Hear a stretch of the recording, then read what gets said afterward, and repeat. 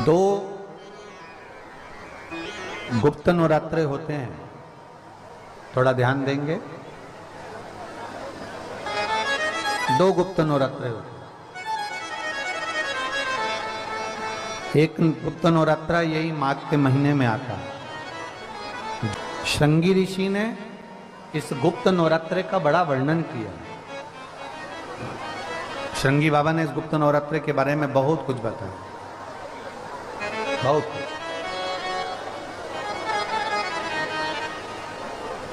श्रृंगी बाबा गुप्त नवरात्रे के लिए कहते हैं कि अगर इस गुप्त नवरात्रे के अंतर्गत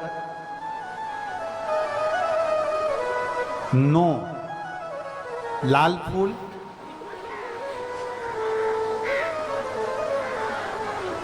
और 5 श्वेत पुष्प, ये दोनों, लोग कहते हैं गुप्त नवरात्रे में हम देवी की आराधना करें, गुप्त नवरात्रे में हम भगवान की आराधना करें, पर शिव महापुराण की कथा कर रही है, भगवान शंकर का चरित्र कथा है। अगर आपने देवी भागवत का स्मरण किया हो या भगवान शिव की एक पवित्र आनंदमय कथा स्कंद पुराण के काशी खंड में अगर सुनी हो या उसमें भी नहीं पढ़ पाए हो, तो श्रृंगी ऋषि के चरित्र में आता है। श्रृंगी बाबा ने वर्णन किया है कि किसी भी स्थान पर, किसी भी स्थान पर यदि हमारे घर में 2 शिवलिंग है, नहीं है, तो किसी अपने घर के गमले में, बगीचे में 2 पार्थिव लिंग का निर्माण करें। 2 पार्थिव लिंग, उसमें एक शिवजी का स्मरण करें और एक में माता पार्वती जी का स्मरण करें। देवादिदेव महादेव के 2 स्वरूप, 2 लिंग प्रकट कर कर एक पर 9 पुष्प लाल और एक पर श्वेत पुष्प 5 समर्पित करें, बाबा की आराधना करें, घी का दीप लगाएं, पूजन करें और बाद में उन शिवलिंग को, उन पुष्पों को विसर्जन करें।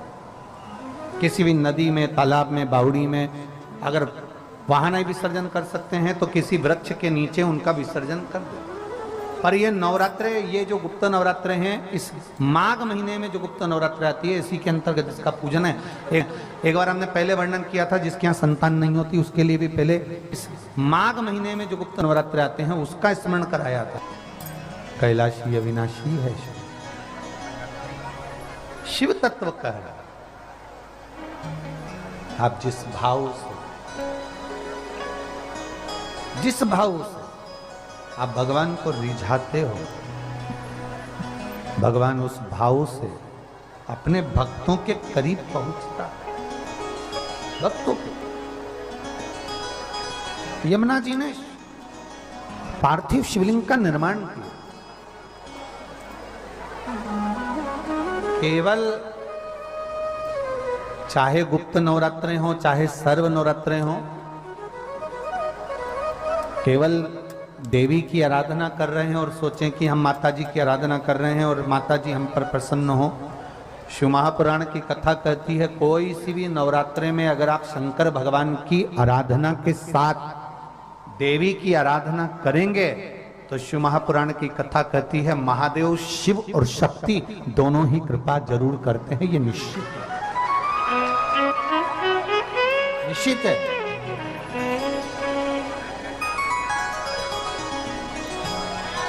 केवल एक शिव की आराधना कर लेना या शक्ति की आराधना कर लेना, हम शिव और शक्ति की दोनों की आराधना एक साथ करते, हम शिव और शक्ति की दोनों की आराधना, दोनों की आराधना। और हम तो एक बात बहुत अच्छे से कहेंगे, शिव महापुराण की विद्येश्वर संहिता में लिखा है, जो एक बार मुख से श्री शिवाय नमस्तुभ्यम बोलता है, उसके मुख का दर्शन करने पर मात्र 1000 अश्वमेध यज्ञ का पुण्य फल प्राप्त हो जाता। केवल श्री शिवाय नमस्तुभ्यम बोलने वाले के मुख का दर्शन मात्र कर लेने से ये फल की प्राप्ति हो। दिन भी मुंह का लग जाए, कभी नवरात्रे पड़े, चाहे गुप्त नवरात्रे हों, चाहे संपूर्ण विश्व को ज्ञात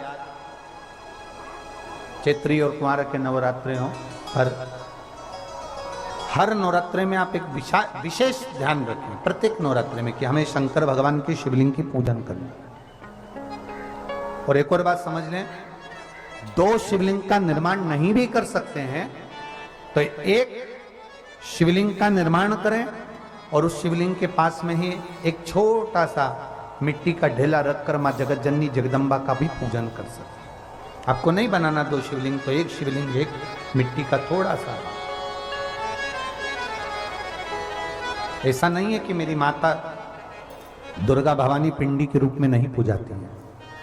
अगर मेरी माता पिंडी के रूप में नहीं पूजाती तो वैष्णो देवी में 3 पिंडियां विराजमान नहीं हो पाती। जितने जितने शक्तिपीठ हैं, आप प्रत्येक शक्तिपीठ में दर्शन करने के लिए जाएंगे तो वहां पर भी आपको पिंडी का दर्शन होता ही है, प्रत्येक शक्ति। ऐसा नहीं कि मेरी मां पिंडी के रूप में फिर पूजाती नहीं है, वो भी पूजाती है। आप जिस भाव से भजेंगे, जैसे हम कहते हैं हमारे शहर में, हमारे सीहोर नगर में कुबेरेश्वर धाम कंकर शंकर की भूमि है, मतलब वहां जो गया है वो कंकर शंकर की आराधना करने के लिए गया है, कंकर शंकर की पूजन करने के लिए गया है। आपके घर में पितृदोष है, आपको ऐसा महसूस होता है, आपको लगता है, तो किसी भी नवरात्रि के पहले जो अमावस्या पड़ती है, गुप्त नवरात्रि, तो अंदाजा लगाइए। तो जिस दिन अमावस्या रहे उस दिन चावल की कटोरी में एक कपूर का टुकड़ा रख दीजिए महाराज, छोटा सा, और कपूर का टुकड़ा रखकर उस कपूर को दरवाजे के बाहर कटोरी में ही, चावल रखी हुई कटोरी में ही उसको पितरों का स्मरण कर कर जला दीजिए। और जलाने के बाद उस चावल को कहीं भी किसी भी वृक्ष की छांव में पक्षियों के लिए डाल दीजिए। शिव महापुराण की कथा कहती है, अगर मान लो पितृ आपको कष्ट दे रहे हैं, पितृ आपको तकलीफ दे रहे हैं, कोई काम नहीं होने दे रहे हैं, या कहीं आपको ऐसा लगता है कि पितरों का दोष है, तो वो पितृदोष देवी, अब ये जो आप करेंगे ये कब कर रहे हैं? अमावस्या के दिन आप उसको रख रहे हैं, अमावस्या के दिन उसको रखकर रात भर आपने रखा कपूर के साथ में, सुबह एकम पड़ गई, नवरात्रि लग गई, उसी दिन उसको जलाकर आपने पटक दिया। अर्थात उससे देवी और पितृ इन दोनों का आशीर्वाद जो प्राप्त होता है, तो घर में से पितृदोष समाप्त होकर लक्ष्मी की वृद्धि प्रारंभ हो जाती है, कार्य में सिद्धता आ जाती है। मान लो अगर पितृदोष है तो करो, नहीं है बड़े अलमस्ती से रहो,